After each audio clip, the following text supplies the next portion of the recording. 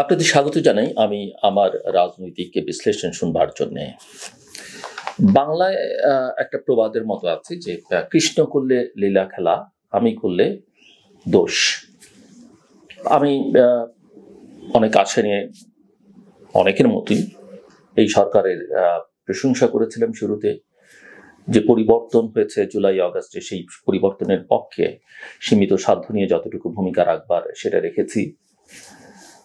অনেক সাফারিংস গেছে নিজের এবং পরিবারের উপর দিয়ে, এবং যে ছাত্ররা সামনের সারিতে ছিলেন, নেতৃবৃন্দ যারা পরে রাজনৈতিক দল করেছেন, সরকারে গেছেন, তাদেরও প্রশংসা করেছে। কিন্তু যখন আমার স্বপ্নভঙ্গ বা মোহভঙ্গ করতে শুরু করলো, আমি কাল বিলম্ব না করে আমার যেটুকু জ্ঞান মেধা সেটুকু দিয়ে, বিচার বুদ্ধি দিয়ে আমার কাছে যা মনে হয়েছে সেটা আমি খোলামেলা বলেছি। অনেকে সেটাকে পছন্দ করেননি, অনেকে আমাকে নানাভাবে তিরস্কার করছেন, যতটা সম্ভব অপদস্থ করবার চেষ্টা সেটা করেছেন। আমি আমার কাজ করি, কে কি বললেন তাতে আমার খুব বেশি কিছু যায় আসে না, মাথা ঘামাইনি, কোনো আমলই না। সো আমি আমার কথা বলেছি। আজকে আপনারা অনেকেই জানেন যে উমামা ফাতেমা, যে মেয়েরা এই আন্দোলনে ছিল, বাংলাদেশের মেয়েদের পার্টিসিপেশন অতীতের যে কোনো আন্দোলন সংগ্রামের চেয়ে এবার অনেক বেশি ছিল। সেই আন্দোলনের সামনের সারিতে থাকা একজন নেত্রী বলতে পারি, একজন নারী বলি, যেভাবেই বলি না কেন, নারীদের মধ্যে সামনে থাকা উমামা ফাতেমা অত্যন্ত বুদ্ধিমতী, অত্যন্ত সাহসী। এক দুবার তার সঙ্গে আমার ইন্টারাকশন করবার সুযোগ হয়েছে, বিভিন্ন অনুষ্ঠানে কথাবার্তা বলবার। উমামা ফাতেমা তিনি বৈষম্য বিরোধী ছাত্র আন্দোলনের মুখপাত্র। উমামা বলছেন যে আমি বৈষম্য, অর্থাৎ তিনি বৈষম্য বিরোধী ছাত্র আন্দোলনের মুখপাত্র হিসেবে যোগ দেবার পরেই বুঝতে পেরেছেন এই পরিবর্তন, সংস্কার, জুলাই, আহত, শহীদ, এগুলো মুখের বুলি মাত্র।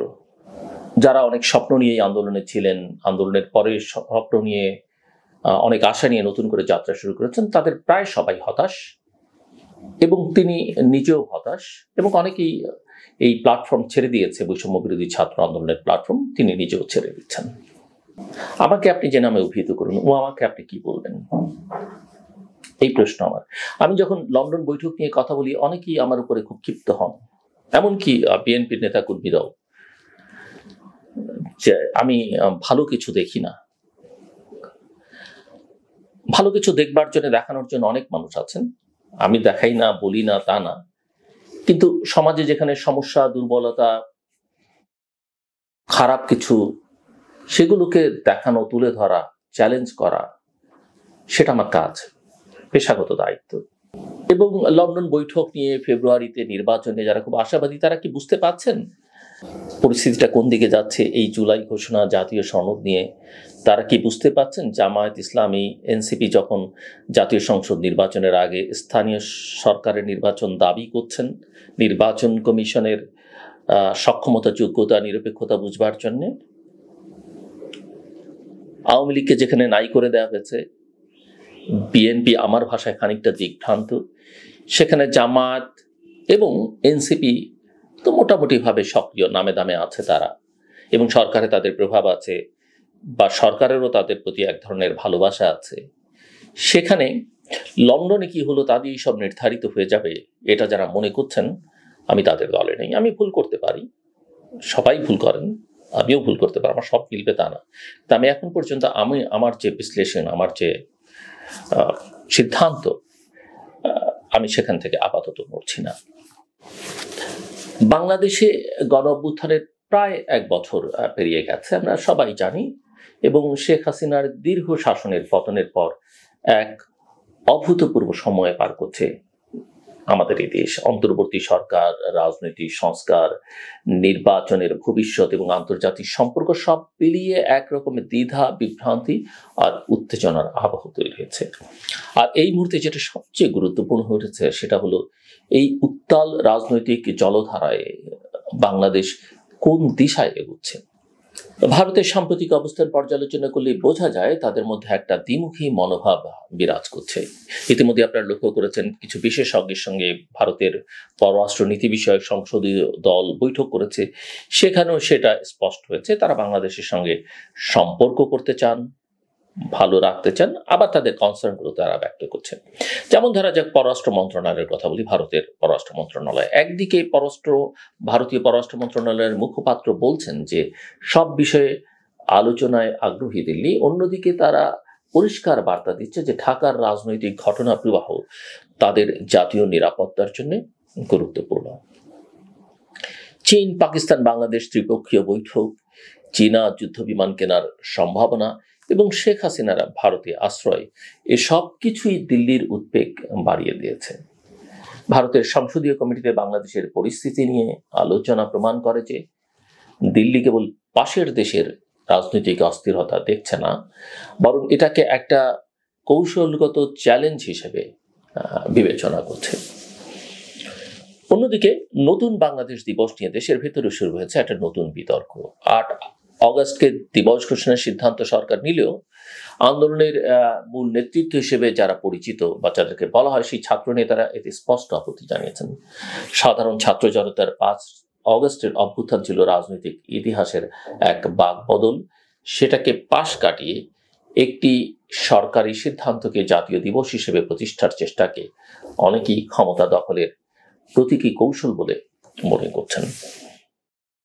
ফলে নতুন বাংলাদেশ শব্দবন্ধটি একদিকে যেমন কারো কারো কাছে আশার প্রতীক হতে পারত, আমি সেটা মনে করি না। আমি মনে করি নতুন বাংলাদেশ বলবার মধ্য দিয়ে অতীতকে অস্বীকার করবার একটা যে চেষ্টা, সেটার একটা ধারাবাহিকতা। যাই হোক, তারপরও সবকিছু যদি ইতিবাচক থাকে তাহলে এ ধরনের বক্তব্য খুব একটা নেতিবাচক ভাবে না নিলেও চলে। সো এটা একটা আশার প্রতীক হতে পারত। অন্যদিকে সেটা এখন হয়ে উঠেছে আশার প্রতীকের বদলে বিভাজনের একটা উৎস। এই দ্বিধার আবহে নির্বাচনী আলোচনা তীব্র হচ্ছে। সরকার বলছে 2026 সালের ফেব্রুয়ারির মধ্যে নির্বাচন হতে পারে। এই কারণে বললাম যে বিএনপি বলছে হবে, আশাবাদী তারা, কিন্তু সরকার এবং বিএনপির যৌথ ঘোষণায় বলা হয়েছে অনেক শর্ত সাপেক্ষে হতে পারে।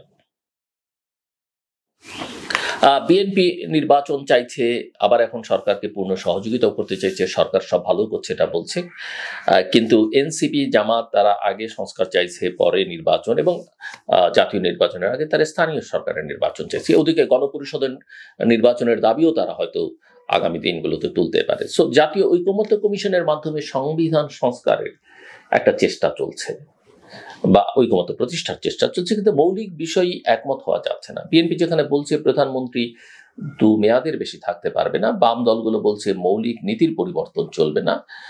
যদি আমরা শুনেছি 10 বছর মেয়াদের ব্যাপারে বিএনপি খানিকটা 10 বছরের বেশি নয় একমত হয়েছে, এবং ইসলামী দলগুলো চাইছে বহুত্ববাদ বাদ দিতে।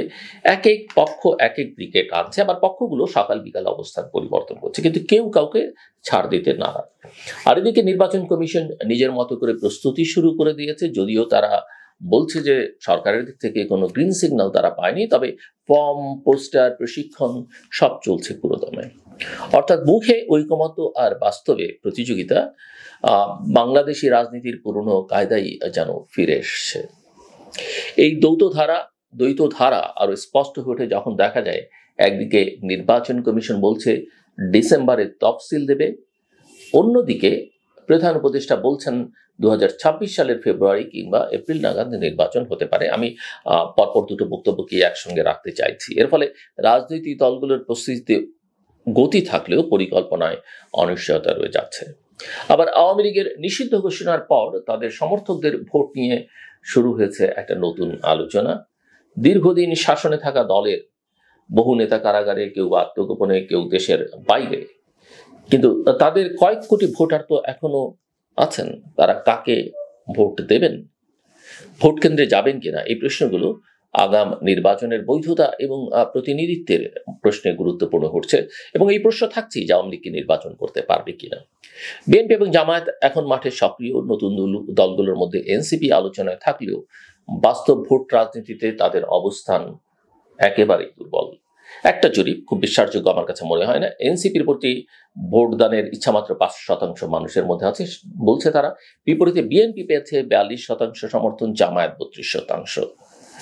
এখানেই প্রশ্ন যে এই জরিপ বিশ্বাসযোগ্য নয়, আমি আগেই বলছি, এবং এখানে একটি বিশেষ রাজনৈতিক দল বিভিন্ন সংগঠনের মাধ্যমে এই জরিপগুলো করিয়ে তাদেরকে একটু সামনে নিয়ে আসবার চেষ্টা করছে।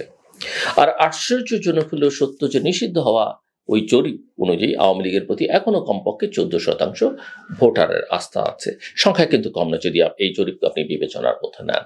অর্থাৎ পুরনো রাজনীতির ছায়া এখনো গাঢ়। এই মুহূর্তে সবচেয়ে বড় উদ্বেগের জায়গা হলো বাংলাদেশকে আদৌ একটি অন্তর্ভুক্তিমূলক বিশ্বাসযোগ্য নির্বাচন আয়োজন করতে পারবে। যেসব দল পর্দার পেছনে বা যেসব গ্রুপ পর্দার পেছনে সমঝোতার রাজনীতি করছে বা বিভাজনের রাজনীতি করছে, তাদের মধ্যে প্রকাশ্যে তীব্র বিরোধিতা আমরা দেখতে পাচ্ছি, কখনো কখনো সখ্যতায় তারা মুখর। সো একদিকে বিএনপি দাবি করছে যে তারা 250 থেকে 300 আসনের মধ্যে একটা বড় সংখ্যক আসন নিয়ে জিতবে, অন্যদিকে এনসিপিও 300 আসনের মধ্যে 300 দাবির মতো একটা আত্মবিশ্বাস দেখাচ্ছে। জামাত তাদের অনেক ভোট বেড়েছে এরকম একটা আবহ তারা তৈরি করছে। আসন ভিত্তিক সমঝোতা ছাড়া কেউ কারোর সঙ্গে আনুষ্ঠানিক জোটে যেতে চায় না, যদি আমি জোট রাজনীতির একেবারে বিপক্ষে। ফলে একটা ছিন্ন বিচ্ছিন্ন রাজনৈতিক মানচিত্র তৈরি হচ্ছে। আন্তর্জাতিকভাবে বাংলাদেশকে ঘিরে রয়েছে অনিশ্চয়তার আবহ। ভারত সাবধানে এগুচ্ছে, যুক্তরাষ্ট্র মানবাধিকার পরিস্থিতি ও ভোটার অন্তর্ভুক্তির উপর নজর রাখছে, আর চীনের সঙ্গে সম্পর্ক ক্রমেই ঘনিষ্ঠ হচ্ছে। এমনকি বাংলাদেশ জাতীয়তাবাদী দল বিএনপির একটা অত্যন্ত গুরুত্বপূর্ণ উচ্চ ক্ষমতা সম্পন্ন দল সম্প্রতি চীন ঘুরে আসলো। তাদের সঙ্গে সম্পর্কে বোঝা যাচ্ছে যে চীন মোটামুটি ভাবে এই সরকারের উপরই নয়, বিএনপিরও একটা প্রভাব বিস্তার করতে শুরু করেছে। এবং আওয়ামী লীগের সঙ্গে তো আওয়ামী লীগ যদিও চীন এবং ভারতের মধ্যে ভারসাম্য রাখবার চেষ্টা করেছিল, কিন্তু চীনকেও তারা ছাড়তে পারেনি, আর ভারত তো ছাড়ার প্রশ্নই ছিল না। যাই হোক, সম্প্রতি চীনের যুদ্ধ বিমান কিনবার যে পরিকল্পনা বাংলাদেশের এবং ত্রিপক্ষীয় বৈঠক কুনমিংয়ে যেটা হলো, ভারতের সঙ্গে সম্পর্ককে আরো বিপজ্জনক করে তুলেছে। বাংলাদেশের নতুন মিত্র খুঁজে নেয়ার এই কৌশল হয়তো কূটনীতিতে বিচক্ষণতা, কিন্তু এতে পুরনো মিত্রদের আস্থাহানিও করছে, এবং যার অত্যন্ত গুরুত্বপূর্ণ। ভারতের ট্রান্সশিপমেন্ট সুবিধা বাতিল এবং বিমানবন্দর ব্যবহার বন্ধ, এগুলোর পেছনে কেবল কৌশলগত উদ্বেগ নয়, রাজনৈতিক একটা বার্তাও রয়েছে। এদিকে দেশের ভেতরে মিডিয়া নিয়ন্ত্রণ, সাংবাদিকদের উপর অতীত সরকারের নিপীড়ন, নতুন আইনের প্রবর্তন, এসব বিষয়েও বিতর্ক রয়েছে। সম্প্রতি আমাদের সংগঠন centre for governance studies CGS আয়োজিত সাম্প্রতিক একটা আলোচনা সভায় গোলটেবিল বৈঠক, প্রধান উপদেষ্টা প্রেস সচিব যেভাবে বলেছেন মব নয়, এটা প্রেশার, তা হয়তো বাস্তবতার একটি অংশ। কিন্তু প্রশ্ন হলো, এই প্রেশার যদি নিয়মিত হয়ে ওঠে তাহলে রাষ্ট্র কিভাবে নিয়মতান্ত্রিকতার ভেতর চলবে। তবে অর্থনীতির ক্ষেত্রে কিছু ইতিবাচক সূচক আছে। রিজার্ভ খানিকটা বেড়েছে, প্রবাসী আয়ের প্রবাহটাও মোটামুটি ভালো, মূল্যস্ফীতি কিছুটা কমেছে, ব্যাংক খাতে সংস্কারে কিছু উদ্যোগ শুরু হয়েছে, এবং আইএমএফ এডিবি ঋণ অব্যাহত রেখেছে। কিন্তু এসব অগ্রগতি কতটা স্থায়ী হবে তা নির্ভর করছে রাজনৈতিক স্থিতিশীলতার উপর। আর রাজনৈতিক স্থিতিশীলতা তখনই আসবে যখন অংশগ্রহণমূলক নির্বাচন হবে এবং মানুষ ভবিষ্যৎ নিয়ে আশাবাদী হবে। এই মুহূর্তে বাংলাদেশের দরকার একটি নেলসন ম্যান্ডেলা মুহূর্ত, যেখানে প্রতিশোধ নয় প্রতিশ্রুতি থাকবে, শাস্তি নয় সহমর্মিতা থাকবে, শান্তি থাকবে। কিন্তু বাস্তবতা হলো রাজনীতি এখনো পুরনো কায়দাতেই চলছে, ঘৃণা, সন্দেহ, প্রতিদ্বন্দ্বিতা আর একে অপরকে দোষারোপের মধ্য দিয়ে। গণ অভ্যুত্থানের পর বাংলাদেশের সামনে ছিল একটা সুবর্ণ সুযোগ নতুনভাবে শুরু করবার, কিন্তু 1 বছর পার হতে না হতেই সেই আশার মেঘে জমেছে অনিশ্চয়তার ছায়া। নির্বাচন কিভাবে হবে, কারা অংশ নেবে, জনগণ কাকে বিশ্বাস করবে, এসব প্রশ্নের উত্তর মিলতে শুরু করলে তবেই বোঝা যাবে এই নতুন বাংলাদেশ, কোট আনকোট নতুন বাংলাদেশ, আদৌ নতুন কিনা। না হলে দিন পাল্টালেও সংস্কৃতি পাল্টাবে না, আর ইতিহাস ফিরে আসবে কেবল পাত্র পরিবেশ বদলে। শেষ করবার আগে বলি, ঘুষকে না বলুন, এবং ঘুষ যতদিন থাকবে ততদিন আমরা কোনো কিছুতেই পরিবর্তন আনতে পারবো না। ঘুষকে না বলুন, ব্যবস্থাগুলোকে সঠিকভাবে চলতে দিন, মানুষকে স্বস্তি দিন, দেশটাকে মর্যাদাবান করুন এবং আপনি এবং আপনার ভবিষ্যৎ প্রজন্মদেরকে একটা সম্মানজনক জীবনযাপন করবার সুযোগ দিন। এটা প্রকৃতি সহ্য করে না, সৃষ্টিকর্তার সৃষ্ট মানব জাতির এটাকে পছন্দ করে না, যদিও অনেকেই সেটা করেন, কিন্তু যারা ঘুষ দেন তারা যে খুব স্বস্তির সঙ্গে দেন সেটা নয়।